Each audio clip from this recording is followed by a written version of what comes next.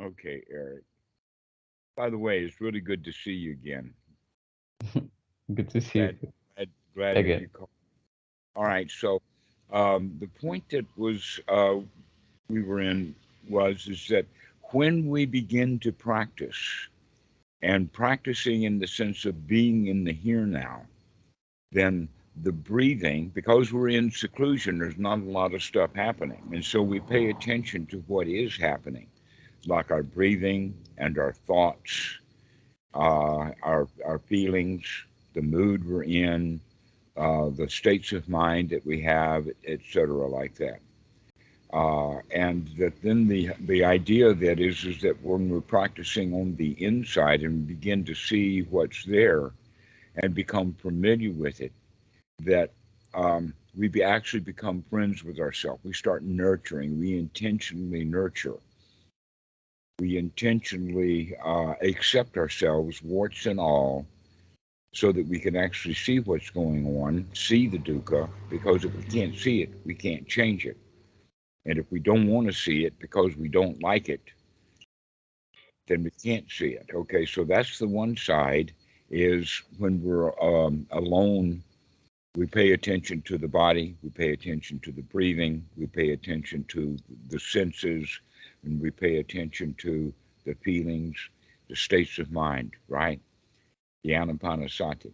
All right, so when we go out in public, now we have a whole lot more sensory input to deal with. That when we're in a conversation like the two of us now, instead of just paying attention to your breathing and just paying attention to the thoughts and the states of mind that you're in, you've got this new input, which is my image and my voice. And so now what we can say is that the duty to the Dhamma, our obligation when we're in seclusion to pay attention to what's happening, that means that when we're in conversation with someone, we actually have a duty to listen and to look, to pay close attention to the other person. Whether we're talking or whether we're actually listening, looking at the person, paying attention to them is part of the practice. Okay, and you've got fairly good eye contact. I see a lot of students who will be looking down like that and then looking up. In fact, where the eyes are looking and which way the face is pointing is quite telling. And Yeah, very good. hmm and so that's one of the things that I did want to say to you on the video is to congratulate you for actually paying attention because that makes a good listener, and good listeners then make good friends. That you don't have to talk a lot to be good friends. That if you listen to what people say, they will feel greatly grateful for that. I feel like I know how to be a good friend. I just don't feel motivated to be friendly towards most of people. Towards who? Most of the people. Well, that's the other side of it. Most of the people are not worthy of your friendship. And yet you Ordinary say, people. But okay, when I say it like that, that sounds strange. But oh no. Jesus said it directly when he says, "Don't put your pearls before the swine." Hmm. Right? And how do you reconcile that with uh, make friends everywhere you go? Well, yeah, but you're not going to make deep, long lasting friendships with people who are trying to take advantage of you or wanting things from you or whatever like that. That in fact, this is where it comes into gaining noble friends. That if you can find people that already have learned the Dhamma on the inside, now the two of you or the group can practice being friendly on the outside, just like you've been practicing being friendly to yourself on the inside. This is why we're looking for noble Sangha. Mm-hmm. and that I imagine that it's possible that there are many, many different groups. I could imagine that, in fact, within a military, this is what they want to have within the platoon. They want that platoon to be cohesive. They want those guys to care about one another. So if one of them gets wounded, two or three of them are going to go out in a hail of bullets and grab that guy and bring him back into the trench or something like that. That they do want that small group to have that cohesion. All right. But it's hard for a DI to teach that. It's almost like a secondary kind of thing that hopefully the platoon will learn to depend upon one another. But that doesn't happen. Maybe, in fact, the intensity of battle is what brings that camaraderie together. That, in fact, you've heard about it is that guys who were army buddies together, they tend to be really close, lifelong friends because they actually were in the heat of the battle able to merge into a Sangha. All right. They did it naturally, they did it ignorantly. What we're doing is, in fact, doing it wisely, intentionally, joining that Sangha, intentionally making friends, helping each other. And so whenever people come, say they're thinking about coming to Thailand, I want to be there for them. Yeah, come stay on my porch, eat my food. Here, I'll take you to this place and that kind of thing, to be really close to one another. Actually, Uh, I wanna start planning my trip to Thailand, but um, maybe that's too much of a tangent. oh, well, yeah, come. Yeah, Come, I come. need a visa, and to get a visa to Thailand, I would have to go to Mexico, but I need a visa to Mexico too. No, all we need to come into Thailand now is a shot record for the What's COVID. that? A shot Oh, record to make sure that you've got the COVID. That's the thing that the Thai government cares about. But entry visas or tourist visas can be had at the entry point. mm-hmm. Now, especially if you fly in, which is the way that almost all Westerners would come to Thailand. So you can come into Thailand and get a visa right then and there. And I think that it's And good for are 45 days. are you sure that applies to every nationality? Uh, no, I'm not sure. Um, Yeah, because I checked and they tend to be strict with non-first world countries. um, you could probably find that out on the internet by going to the Thai embassy and see if there's any national restrictions. But I don't think so. I don't think that Thailand plays that kind of politics so much. Mm, yeah, what I found online is that the embassy that I would have to apply to is in Mexico. So I would have to get through that hurdle to get first the Mexican visa to get an interview in the Thai embassy at Mexico and then get my visa approved. But if you hear that the other thing, what you're saying is possible, then that'd be nice. And then if not, then I would also like to know about how to go about getting like a recommendation or an invitation from a what to apply for an this other type of Well, visa. we're actually working on that. I don't think that you would need to have an invitation. I've never heard anybody needing an invitation to come to Thailand from a Wat. It's Mm-hmm. more that once you're in Thailand, the Wat that you're at will then help you to get the longer term religious visas. But you have to be there established. But I have not heard anybody say anything about that Thailand doesn't allow certain South American countries people to come I'm not saying because, not allowed. I'm just saying that I don't think that it's possible to get the entry visa at the border or at the airport. well, last year that was true, but they've changed the visa laws. And I have seen basically, I haven't really cared much about what country that they've come from, but I've seen probably a dozen people now who have come in with no visa at all and get their visa stamped right there at the border or right there at the airport. No Okay, visa necessary. that's good. Now, that's for a tourist visa. It's a short-term visa. It can be extended without leaving the country, but a more permanent visa is called a non-immigrant visa. Hmm.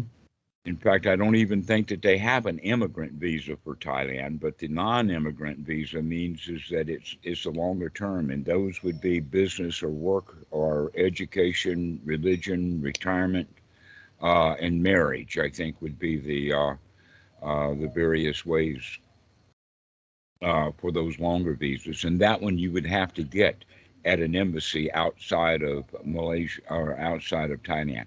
And so people up in North Thailand, they go to Laos, to Vientiane, and in depending upon where in South Thailand you are, they either go to Burma or go to Malaysia.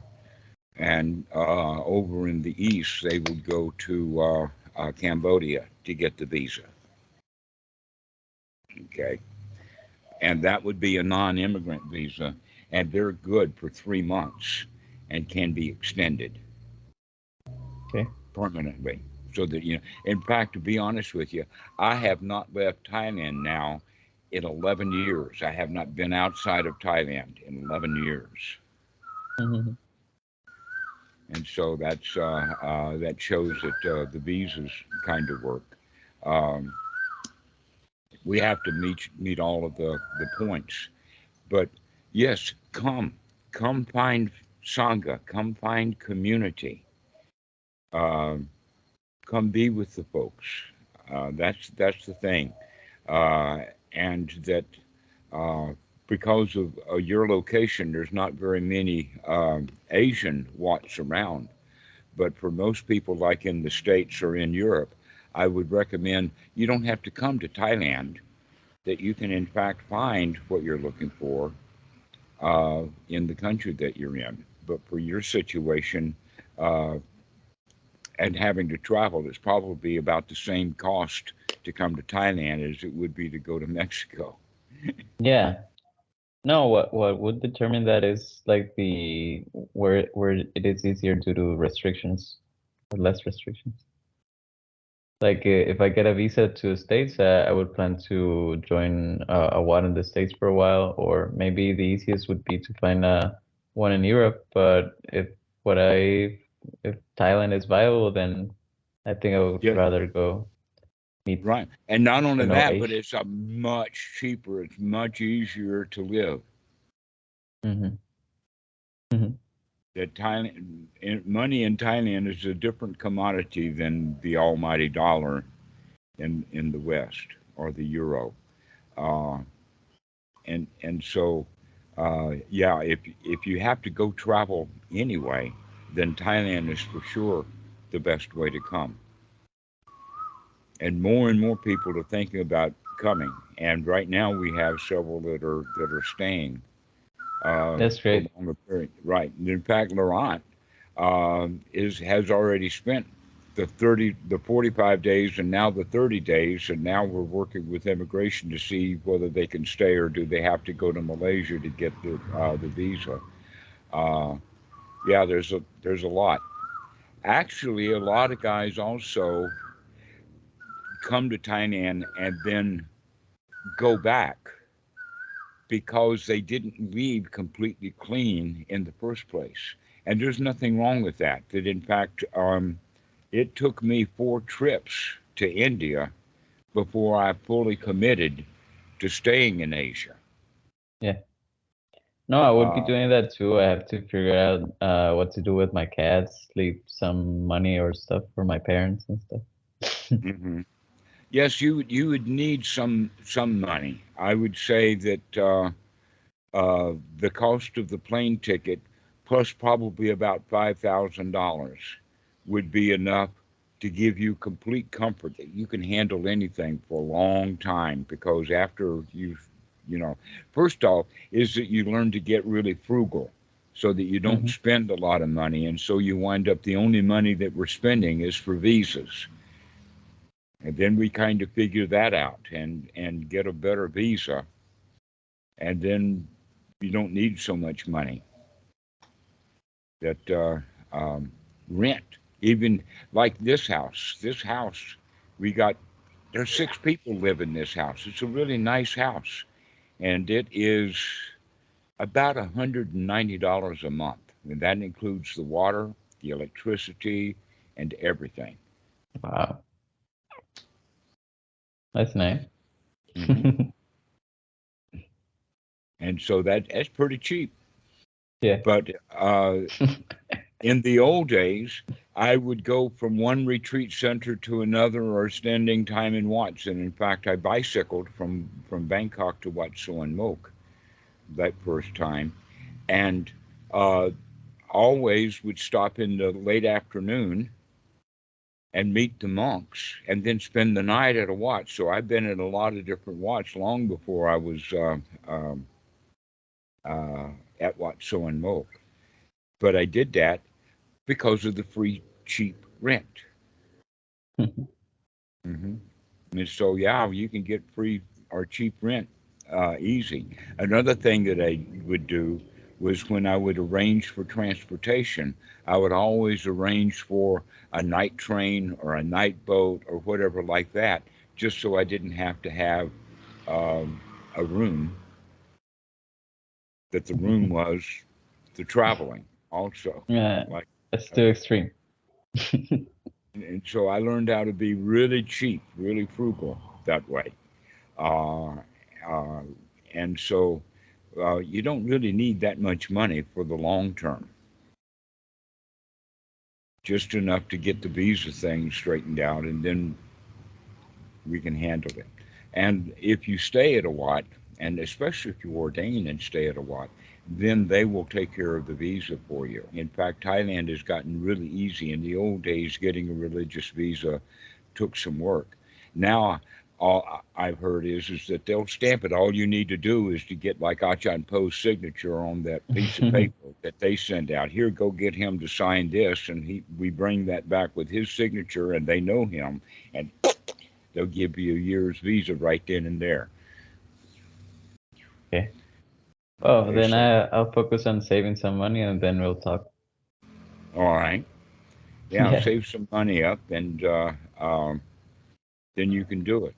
But meanwhile, back to the point that we were talking about, and that is the idea of Sangha, is that to come and find some noble friends to be with, because ordinary friends will kind of drag you down into their level. And what we want is to be around people who are going to uplift us and bring us up to their level. What I find also is that you can, or I can find things that I admire in everyday people, or yeah, not necessarily down friends. And in that way, like focusing on that, they bring me up in that thing that I admire about them. Right, absolutely. So find admirable friends.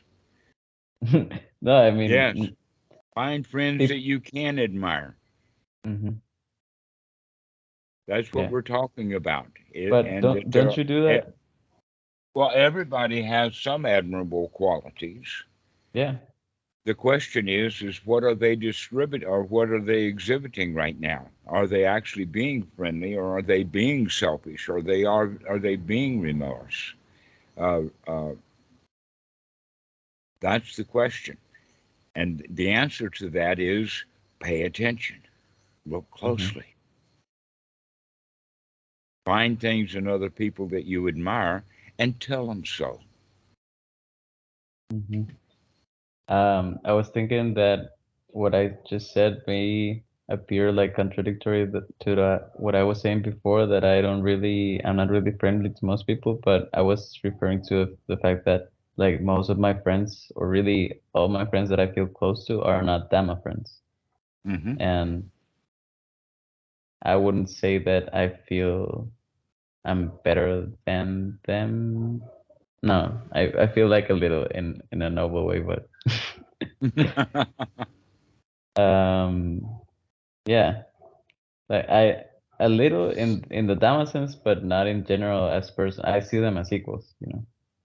Okay. Well, one of the things that we have to understand is that there is a time and a place for teaching the Dhamma, and that there is a certain kind of time and a place where it's not good. And let me give you an example of that. You've heard of the Salvation Army, Hmm? okay? So one of the things that the Salvation Army does is they have a meal. They feed the people that come to their meetings, and then they have the meeting. That if somebody comes for to the Salvation Army and that they're hungry and they find no food there, then they'll go someplace else. So that's the beginning of the that you give people what they need. And so when someone is in grief, the Dhamma does not try to teach them the Dhamma in the sense of how to not grieve, but rather they teach it in the way of uh, solving the immediate problem, to deal with the grief. And after the person is finished with their grief, when they get fed for that, then later we can teach them how to not grieve.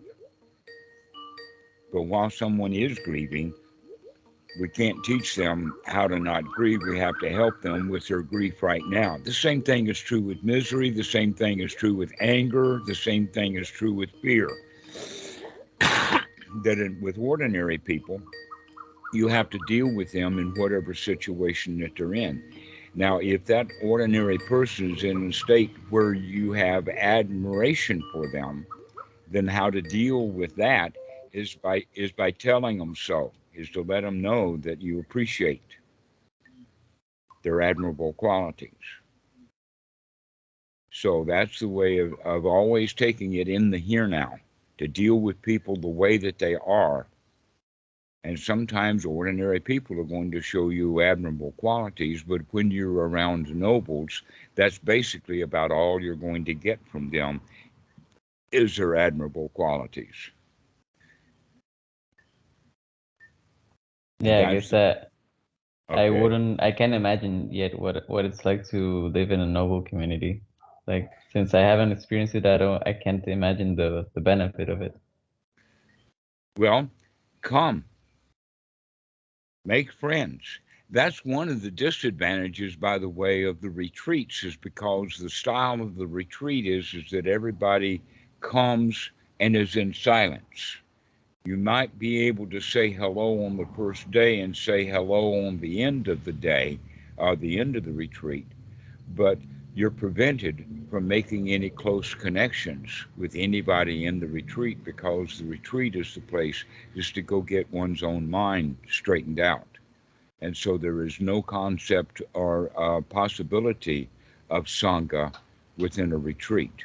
Perhaps that's something that we should, in fact, start looking at, is how can we have a retreat to where silence is not a part of it, that in fact sharing and becoming friends as well as practicing is actually what we're looking for. And so we could do that kind of a retreat.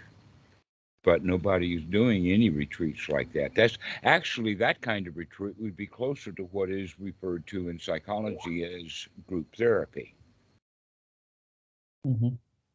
that we could actually do it in a group. Yeah.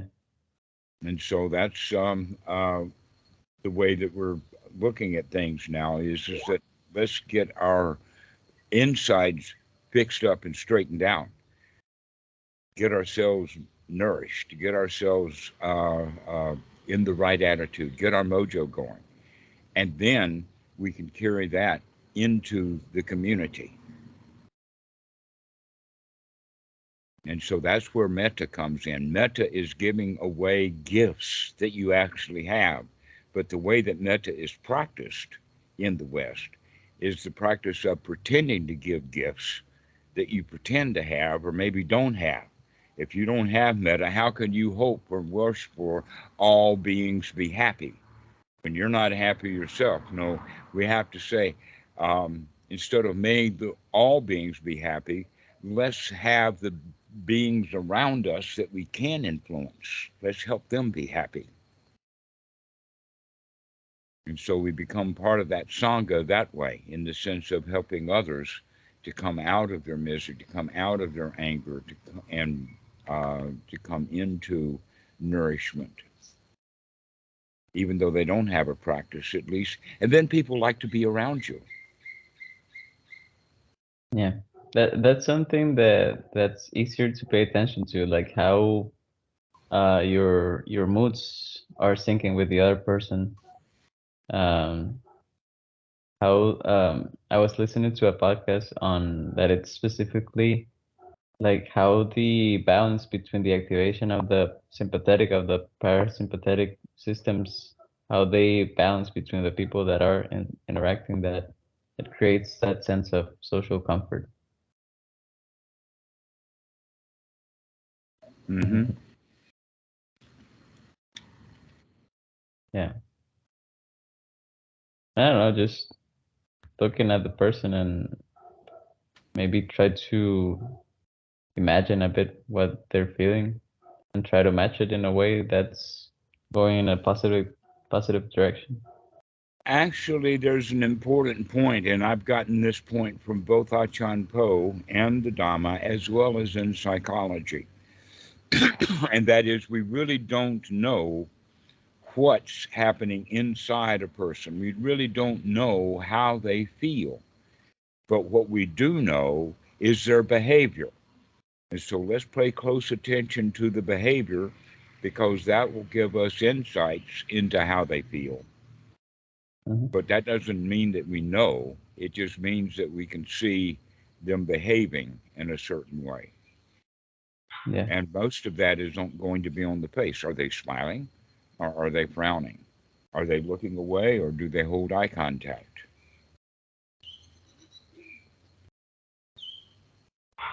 Do their eyes flitter around when they're thinking, or can they stay focused while they're talking? And so but in fact, by doing that, by beginning to watch other people's faces, it also helps us to become more aware of our own face and how we present ourselves to others. That we're not scatterbrained, we're not flittering with the eyes around, we're not looking down, but we're here now, looking. And that's something that I also will say that I've noticed that about you. Yeah, And I'm I do that. congratulating you for yourself, because you can keep your eyes focused and straight. Not Yeah. everybody can do that. No, still, like I like to look another way when I'm not sure about what I'm going to say, because if I'm not sure what I'm going to say and I look straight at the other person, then I focus more on the face and I can focus on thinking what I want to say. But Hmm. yeah, to me, it's not about maybe inattention, but maybe lack of fluency in speech. Lack of what? Fluency. Okay, all right. So, in fact, paying attention to other people's faces and paying attention to what they say will help that fluidity, in the sense of, let's not go off into what we want to think and what we're going to say and all of that. Let's stay focused on what's happening right now. That when it comes your turn to talk, all you have to do is to remember kind of the last thing that they said, and off you go with that. That while they're talking for, let us say, a whole minute, they'll say a whole lot of stuff, And you don't have to grab one of those things and then run with it in your own mind and not listen to the last 30 seconds that they're saying. We don't have to plan on what we're saying. And so all you have to do is listen to the last thing that they say, in the sense of, now I know what I'm going to talk about. And so that happens again right there in the moment. We don't have to plan in advance. That when people are planning in advance what they're going to say next, they're not really listening to what the other person is saying. They're not really paying attention to them.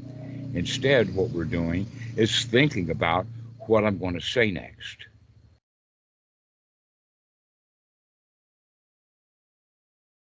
And if you're quiet like you are, then that means that you have a much better chance of listening anyway, because you're not jumping ready to talk. You just let them talk for a while.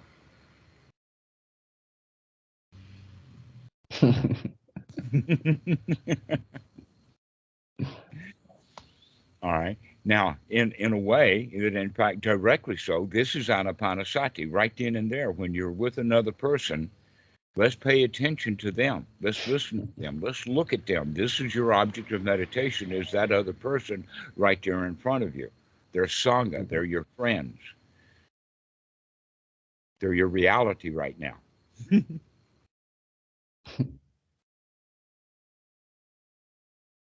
Okay, I can play with that. Yeah, you can play with that. Excellent. All right. Well, I've got another guy calling, so why don't we finish this conversation? This has been a really good one. We've lasted about an hour, but we only recorded about 30 minutes of it. So That's fine. this has been great. Eric, Yeah, I'm really glad to have you as a friend. me too, Dhammarato. Have a good one. All right. We'll see you later. Thanks for calling.